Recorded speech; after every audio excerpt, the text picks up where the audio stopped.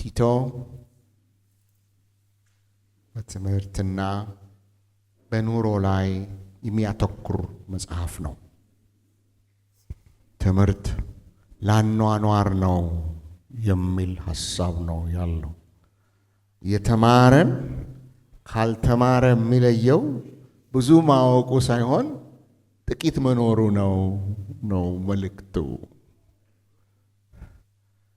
ሰው ሲማር ቢኖር ሲመራመር ቢኖር በግሪኩ በዕብራይስጡ ሲል ሲሰነጥቀው ቢኖር ልቡ ተንቀጥቅጦ በሕይወቱ ያንን ቃል የማይኖረው ከሆነ አልተማረም ነው ሐሳቡ። ይሄ ነው። እግዚአብሔር በእኛ የተራቀቀ ንግግር የሚደመም አምላክ አይደለም። እዚህ ጋር ቆሞ አስተማሪው ይገርማችኋል፣ እዚህ ውስጥ ያለው ምስጢር ብትረዱ እኮ ታብዱ ነበር እያለ መፈላሰፍ የእግዚአብሔር ቃል አገልግሎት አይደለም። ኢየሱስ ክርስቶስ ፍልስፍና ቢፈልግ ኖሮ ወደ ምድር በመጣ ጊዜ በዛ ዘመን ከነበሩት ትላልቅ ዩኒቨርሲቲዎች በጣም ዋና መቶ ያገኙትን ሰዎች ፈልጉና ደቀ መዛሙርቴ ላድርጓቸው ባለ ነበረ። እሱ ግን ሄዶ ያልተማሩት ጋር ሄደ። ምድርን ለመገለባበጥ 12 ያልተማሩ ሰዎችን መረጠ፣ አሳ አስጋሪዎችን። እንግዲህ መማር መጥፎ ነው እያልኩ አይደለም፣ አለመማርም ጽድቅ ነው እያልኩ አይደለም። ነገር ግን መማር ማለት መኖር ማለት ነው። አሜን። መማር ለመኖር ነው እያልኩ ነው። እና ትምህርት ዋና ነው እያለን ነው መንፈስ ቅዱስ ከትላንት ጀምሮ። ሐዋርያው ጳውሎስም እኔ ሐዋርያ የሆንኩት ለማስተማር ነው። ትላንትና ይህን ስንመለከት ነበር። አሁንም ሐዋርያው ጳውሎስ ቲቶ 1:1 ላይ ለምን እንደተላከ ይናገራል። እናነባለን። መጽሐፍ ቅዱስ ትላንትና መጽሐፍ ቅዱስን ይዘው የሚመጡ ብፁዕ ናቸው ብዬ ነበር እኔ ካላልኩ ይኸው ዛሬ ብያለሁ። መጽሐፍ ቅዱስን ይዘው የሚመጡ ብፁዕ ናቸው። እስቲ የያዛችሁ ሰዎች ከፍ አድርጉት፣ ከፍ።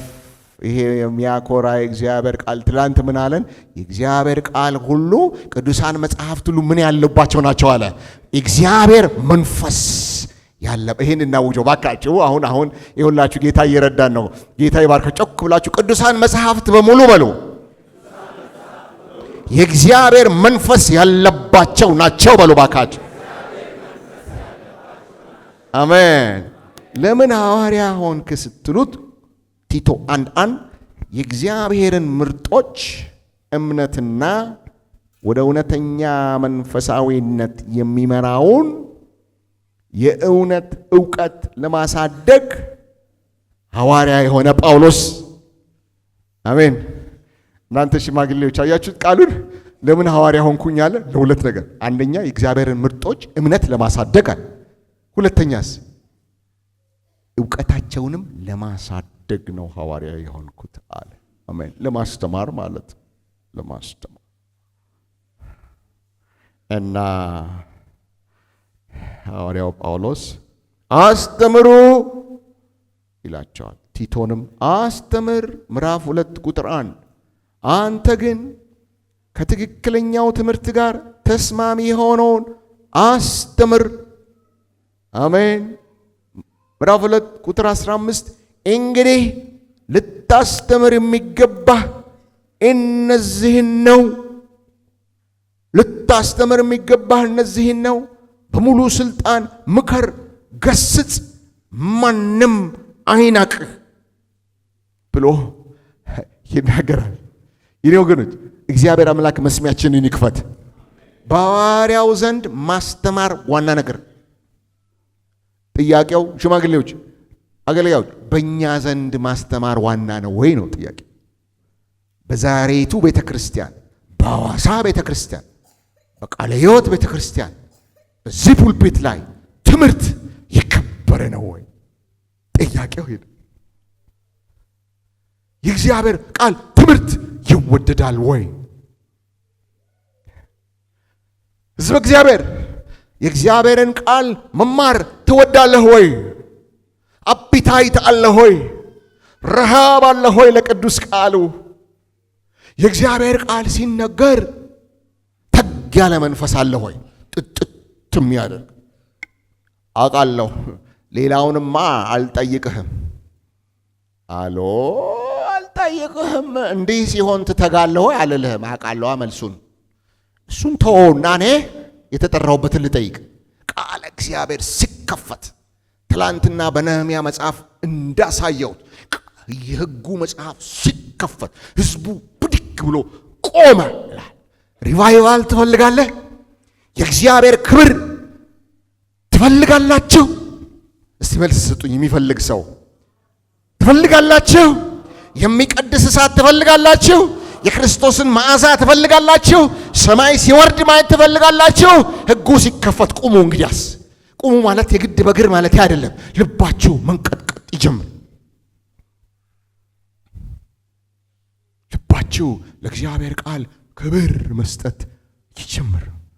ሐዋርያው ጳውሎስ አስተምር፣ ገስጽ፣ አቅና፣ ማንም ታናሽነትን አይናቅ እና ትምህርት ለምን አሜን ትክክል ነው። ዩኒቨርሲቲ አስተማሪ ነው ሲባል ሰምቻ። ትክክል ነው ወንድሜ። ምን ተስኖት ካሪኩለም የሚባል ነገር የለም። ይኸው እያነጋገርኩት ነው ፕሮፌሰሩን አለ ብለዋል። ካሪኩለም ማለት እንደው ዝም ብሎ አስተማሪ በሙሉ ቆሞ ያሻው መናገር ይችላል? አይችልም፣ አይፈቀድም። ካሪኩለም አለ። ለዚህ ነው ሐዋርያው ጳውሎስ ልታስተምር የሚገባ እነዚህን ነው። 10ን አትበል፣ አንድ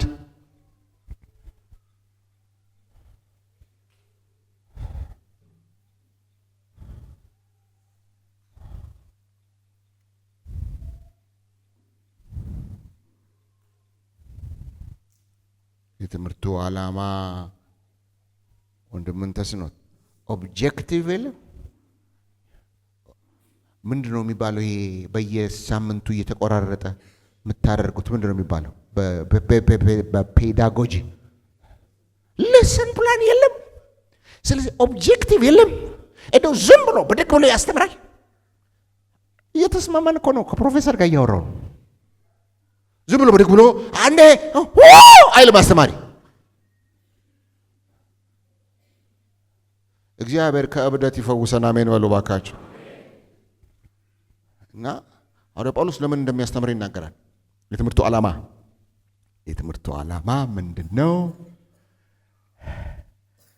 ወደ እውነተኛ መንፈሳዊነት የሚመራውን የእውነት ዕውቀት ማሳደግ ይላል። አሜን። እስቲ የነቃ ሰው አሜን ይበል። እስቲ ንገሩት ላጠገባችሁ ያለው ሰው ትምህርቱ መንፈሳዊ ማድረጊያ ነው በሉት። ሃሌሉያ። ትምህርቱ ስጋዊነትን መገረዣ ነው በሉት። እስቲ እንደገና አገልግሏ ከኔ ጋር ትምህርቱ ዓለማዊነትን ማባረሪያ ነው በሉት ባካችሁ። ሲቫንቱ ሺቫሪያ አሜን። ይታይ ባርካችሁ። እስቲ እጃችን አውጡና ኦብጀክቲቭ በሉ ባካችሁ። አሜን። ፈረንጃፍ አስተርጓሚ እንደሆንኩ ታውቁ የለም።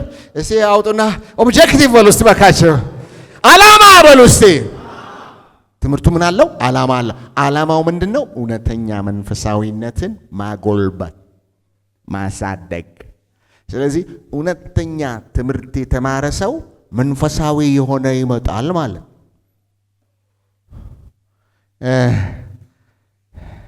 ጥያቄ፣ እውነተኛ መንፈሳዊነት ምንድን ነው? እውነተኛ መንፈሳዊነት እስቲ አንደኛ ጢሞቴዎስ ምዕራፍ 4 ቁጥር 7 አንደኛ ጢሞቴዎስ 4:7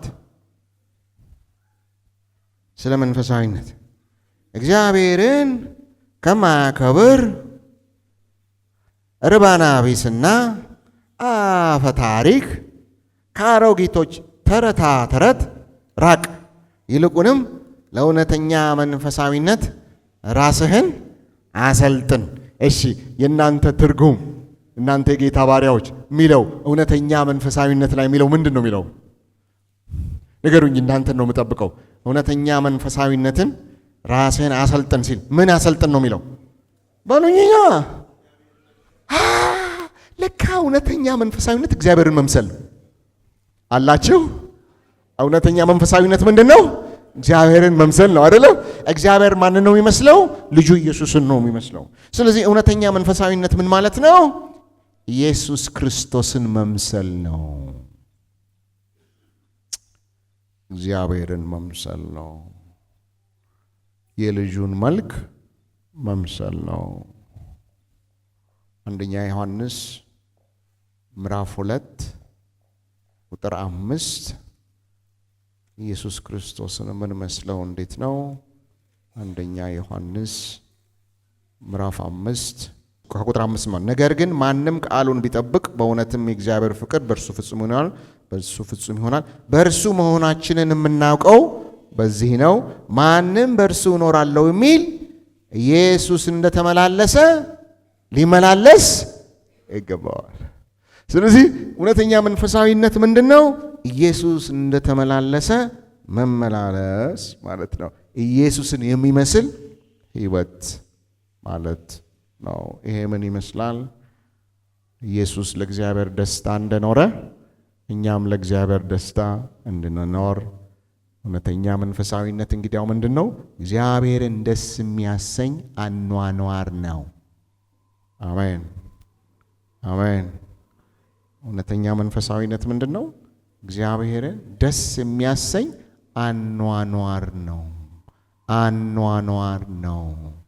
አሜን አሜን።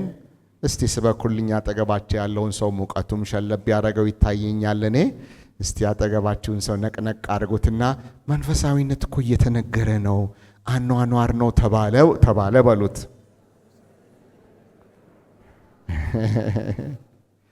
አሜን።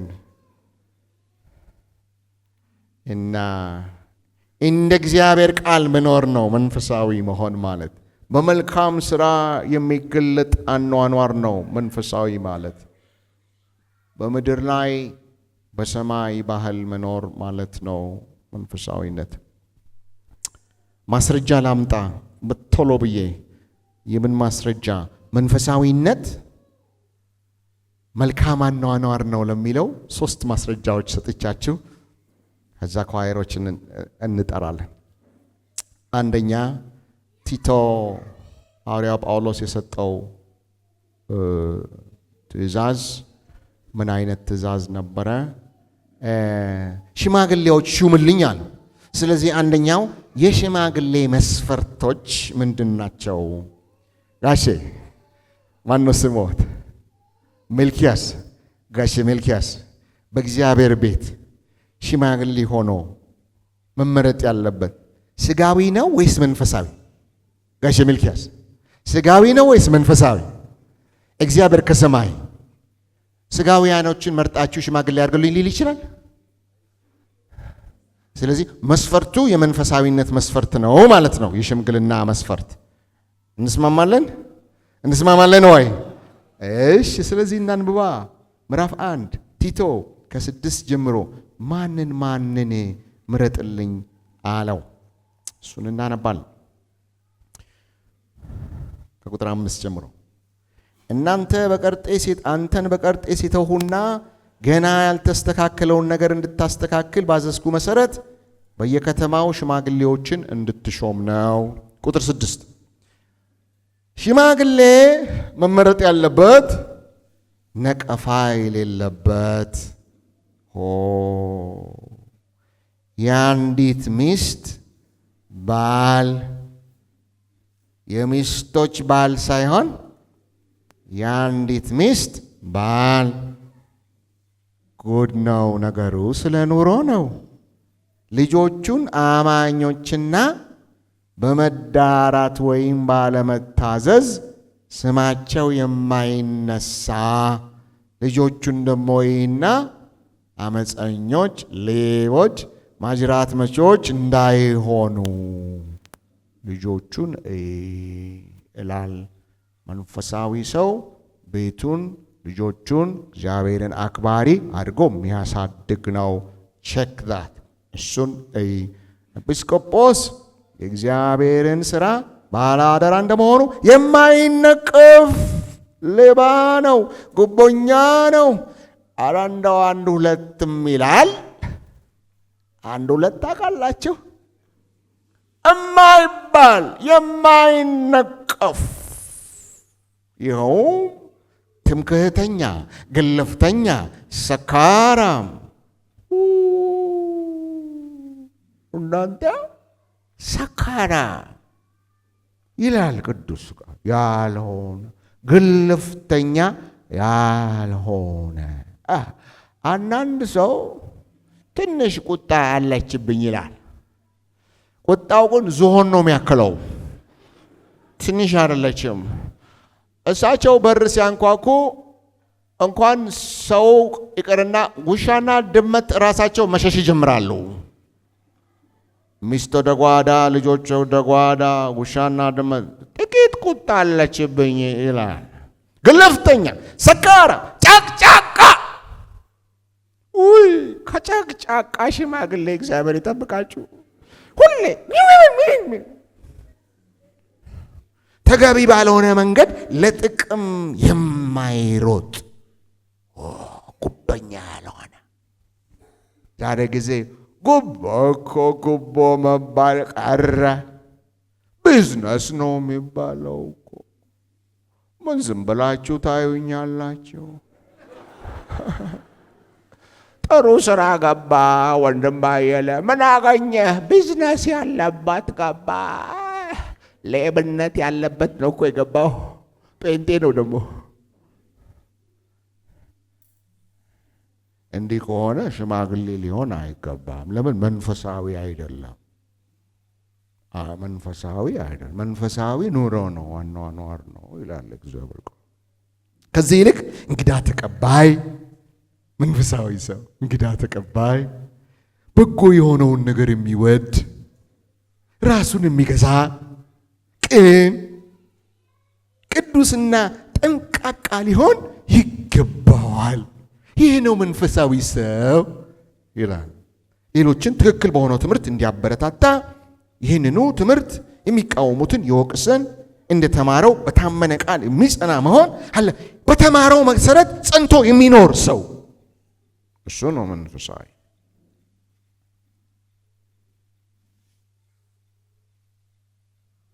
ማንን ነው እናንተ የምትሾሙት ሽማግሌ አድርጋችሁ? መስፈርቱ ይኸው መንፈሳዊ ቢማርም ባይማርም ዲግሪ ቢኖረውም ባይኖረውም መንፈሳዊ ከሆነ ሹሙት። እግዚአብሔር ሀብት ቢኖረው ባይኖረው፣ ፎር ዊል ድራይቭ ቢነዳም በታክሲ ቢመጣም መንፈሳዊ ከሆነ ሹሙት። እኔ አንድ ጥያቄ ልጠይቃችሁ ነው ሽማግሌ። እዚህ መስፈርት ላይ ጋሼ፣ እዚህ መስፈርት ላይ አንድም ቦታ በቀን 4 ሰዓት የሚጸልይ በእግዚአብሔር ቃል የተሞላ ተብሎ አለመጻፉ አይገርማችሁ? እኔ ልፈትናዋ እዚህ መጣ። አንድም እንዴ ስለ ሽምግልና ሲናገር አንድም ጾም ጸሎት በሳምንት 2 ቀን የሚጾም የለም። ፓስተር በኢየሱስ ስም ጾም ጸሎት ልትቃወም መጣህ እንዴ? ከዚህ ይራቅ፣ ከኔ ይራቅ። እስቲ ከኛ ይራቅ በለ።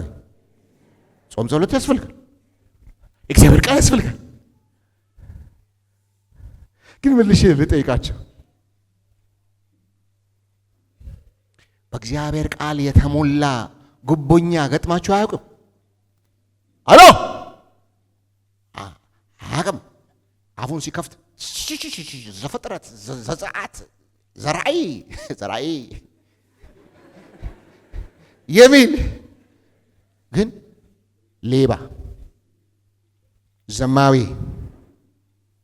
አልገጠማችሁም ወይ?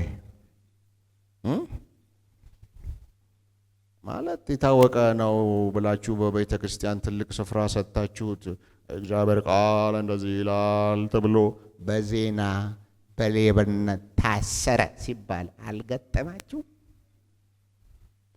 አዳዬ ምንድን ነው? ቃለ እግዚአብሔር የተሞላ ስጋዊ ሰውዬ ነው፣ መንፈሳዊ አይደለም። እንደ መትረየስ የእግዚአብሔርን ቃል መጥፋት መንፈሳዊነት አይደለም። እኔ የምላችሁ ጸሎትስ ቢሆን የመጨረሻ ጸላይ የሆነች መጸለይ ከጀመረች አንገቷ እስኪገታተት ድረስ የሰማይን አጋንንቶች በሙሉ ረፍርፋ ስታበቃ የጠልቁን አውጥታ አፈር ድሜ አግብታ ስታበቃ ብድግ ብላ እባሏ አናት ላይ የምትቆም ሴት ገጥማችሁ አታውቅም? አገልግሎት ብላ ውደቅ ፍረጥ ምናምን ብላ ቤቷ ስትገባ ስነ ስርዓት ያዝ፣ እኔ አገልግሎት ላይ ነበርኩ ምናምን ብትቦላገድ አልገጠማችሁም ወይ? ጸላይ አመፀኝት፣ ጸላይ ስጋዊ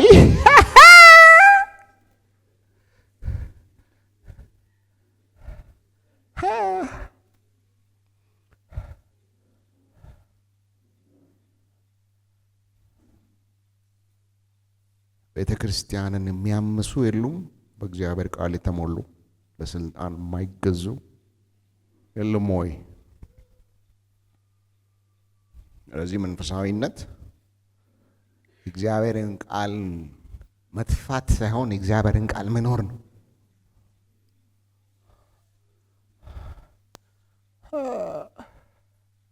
መቅለስለስም አይደለም መንፈሳዊነት። ቀለስለስ ተበላስ ያላቸው ሰዎች አሉ። ረጅም ቀሚስ ለብሳ ፓስተሩ ጋር ስትመጣ የተባረከ ይሁን አቤት ማታ በሯን ዘግታ ስትለበለበው ብታዩት ባሏን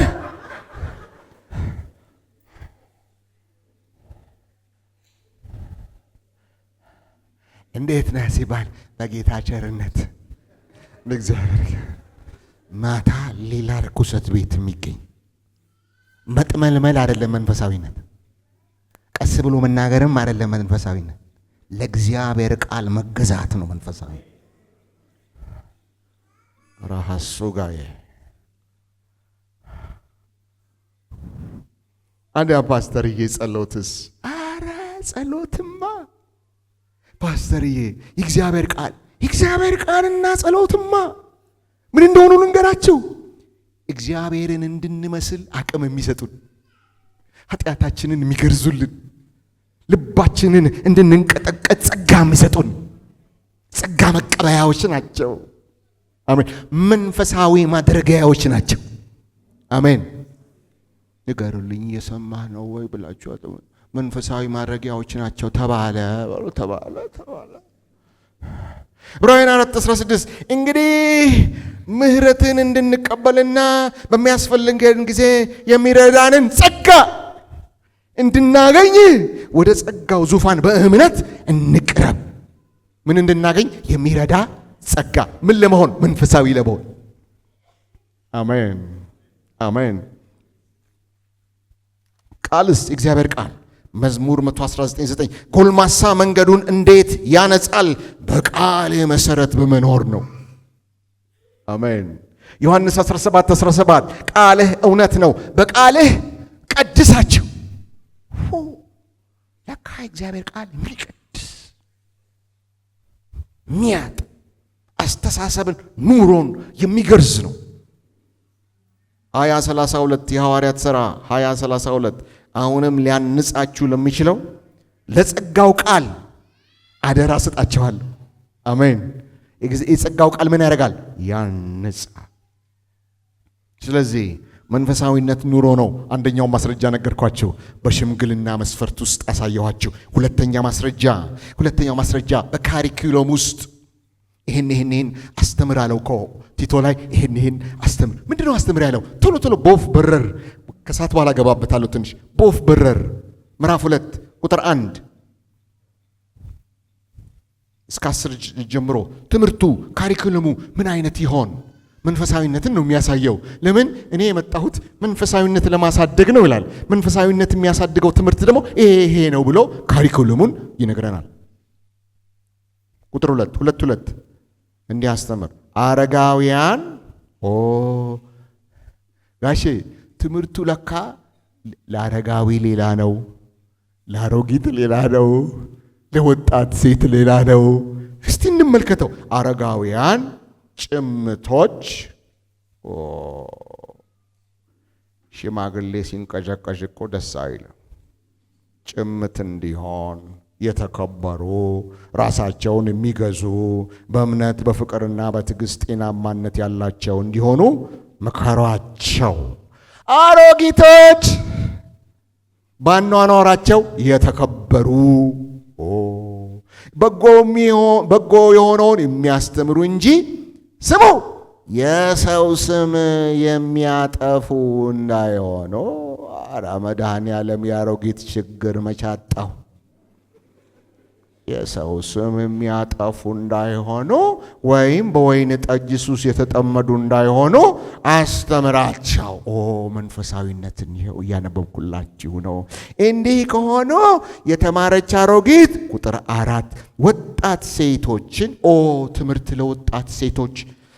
ለወጣት ሴቶች ባሎቻቸውና ልጆቻቸውን እንዲወዱ ማስተማር ይችላሉ። የተማረች ወጣት ሴት ባሏን ልጆቿን ትወዳለች። የእግዚአብሔር ቃል በማንም እንዳይሰደብ ራሳቸውን የሚገዙ ወጣት ሴቶች፣ ንጹሐን፣ በቤት ውስጥ በሥራ የተጠመዱ። ለካ መንፈሳዊ ሴት በቤቷ ትሰራለች። ጉድፈላ መንፈሳዊነት እንዳው በደቀ ብለው አገልግሎት አሉኝ ብለው ከልወስ ማለት ለካ መንፈሳዊነት አይደለም። በቤቷ በሥራ የተጠመደች ቸር የሆነች ለባሎቻቸው የሚገዙ እንዲሆኑ አስተምሯቸው። መንፈሳዊነት ይሄ ነው። እንዲሁም ቁጥር 6 ወጣት ወንዶች ራሳቸውን እንዲገዙ። የወጣት ወንድ ደግሞ ችግሩ ራሱን አለመግዛት ነው። በዚህ ዘመን ቋንቋ መፈንዳት ነው። የወጣት ደግሞ እንዳይፈነዳ አስተምረው። ቀበቶውንም እጁንም ሰብሰብ ያደርግ። መንፈሳዊነት አይቀርባቸው። ምን ታስተምራቸው? ትምህርት ጭምተኝነትን፣ መንፈሳዊነት፣ ቁም ነገረኝነትን፣ አስሩን አለመቀላመድ፣ የማይነቀፍ ጤናማ አነጋገር። ይህም ተቃዋሚ ከኛ የሚናገር መጥፎ ነገር በማጣት እንዲያ ባሮች፣ አገልጋዮች፣ ሰራተኞች ለጌቶቻቸው በማንኛውም ነገር እንዲገዙ ደስ እንዲያሰኟቸው። ይቀጥላል። ከሰዓት በኋላ ስለምመለስበት ኬዙን በደንብ አስረዳው አይደል? ትምህርቱ በሙሉ ስለምንድን ነው የሚያወራው? ስለ አኗኗር ነው የሚያወራው። ይሄው ነው። አጠገብ ያለውን ሰው አጭሩ አስተማሪ ይሄው ነው ብሎሃል በሉልኝ። ይሄው ነው።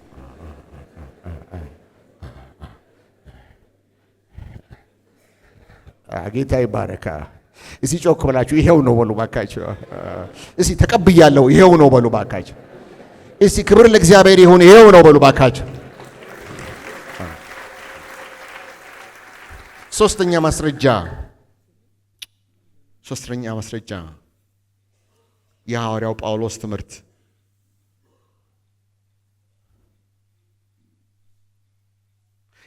ሁለት ቨርስ ነው፣ ግን አንዱን ቨርስ እናንተ ጻፉት፣ አንዱን ብቻ ላንብብ።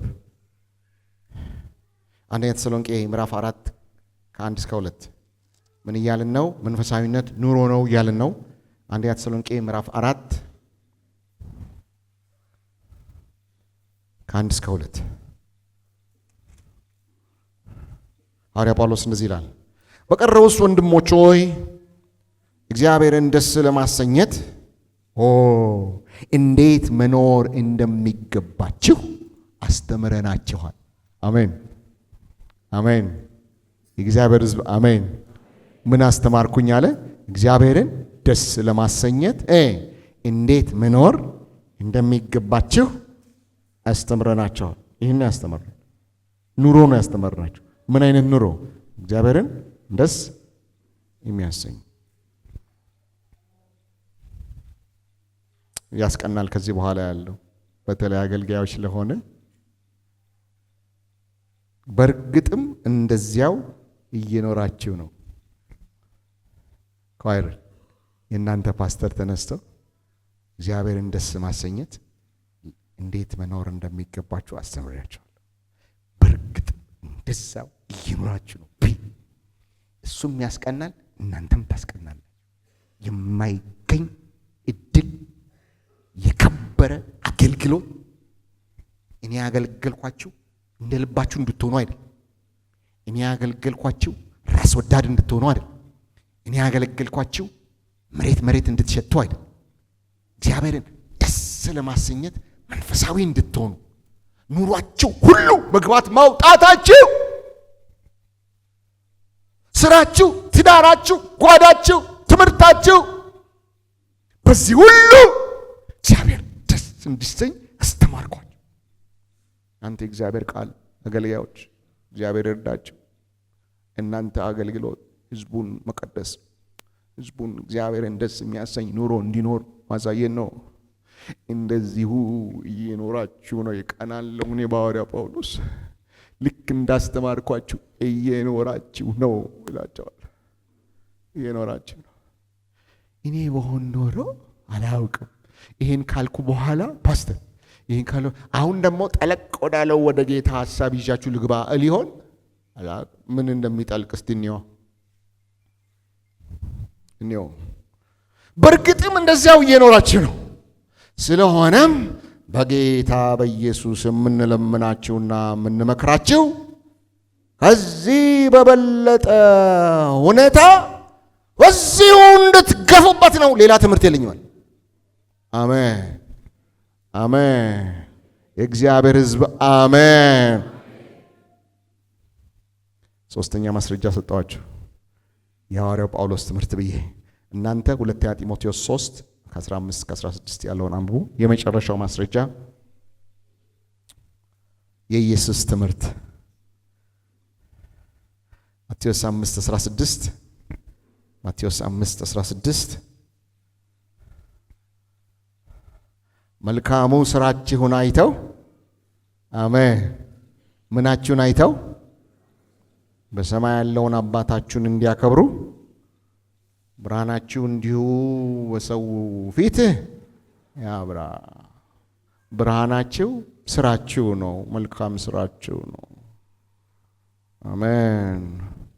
ምዕራፍ 7 ቁጥር 21 በሰማያት ያለውን ማቴዎስ 7:21 በሰማያት ያለውን የአባቴን ፍቃድ የሚያደርግ እንጂ ጌታ ሆይ ጌታ ሆይ የሚለኝ ሁሉ መንግሥተ ሰማይ የሚገባ አይደለም። እግዚአብሔር መስማያችንን ይክፈተው፣ ያግዘን። መድኃኔዓለም ሃሌሉያ የሚል በሙሉ መንግሥተ ሰማይ አይገባም። የዘመረ ሁሉ መንግሥተ ሰማይ አይገባም።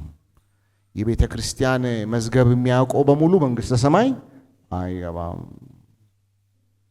ዮሐንስ 8:31 ኢየሱስም ያመኑትን አይሁድ እንዲህ አላቸው።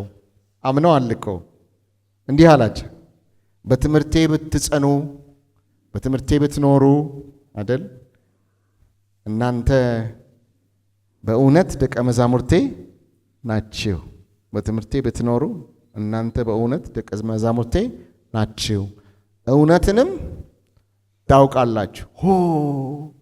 እውነት ለማወቅ ደቀ መዝሙር መሆን ይቀድማል። መገለጥ ለአመፀኛ ይሰጥ፣ ለደቀ መዝሙር ነው። ደቀ መዛሙርት እውነትም ነፃ እውነትም ታውቃላችሁ፣ እውነትም ነፃ ያወጣቸዋል። አሜን አሜን። የእግዚአብሔር እውነት ነፃ ያወጣ፣ ከስራት ነፃ ያወጣ፣ ከኃጢአት ነፃ ያወጣ፣ ከአጋንንት ነፃ ያወጣ።